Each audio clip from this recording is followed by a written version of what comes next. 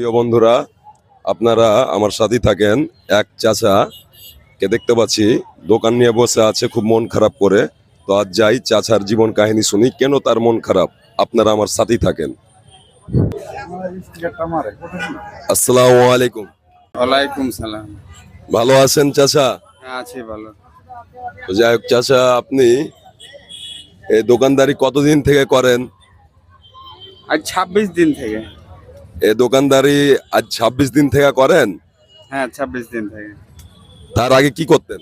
রাজমিস্ত্রির কাজ করতাম। তো রাজমিস্ত্রির কাজ করতে করতে হঠাৎ ভাবে আপনি দোকান দিলেন?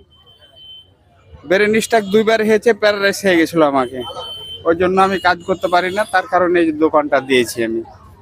ও, আপনারা তো দেখতে পাচ্ছেন চাচা কি বলছে, আপনারা সবই শুনতে পাচ্ছেন। তো চাচা, আপনার দোকানে কি এ পঞ্জতি মাল?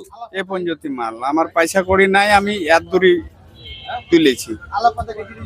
ও, মানে আপনার পয়সা করি কমের জন্য আপনি মাল তুলতে পারছেন না, এই তো নাকি?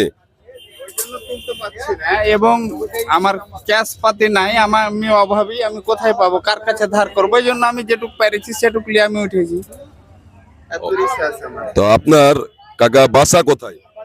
আমার বাসা হলো চামাগ্রাম, বেরেগিপাড়া, বারোঘরিয়া পোস্ট অফিস।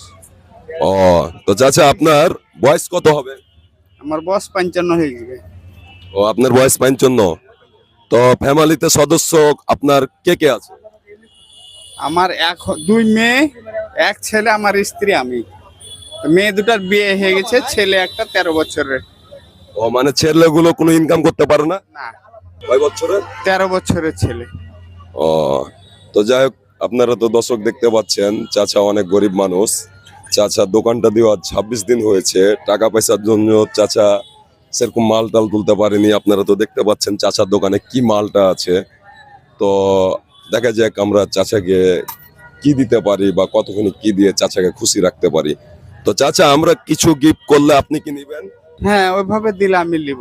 আমি অসহায়, তো আমি নিব।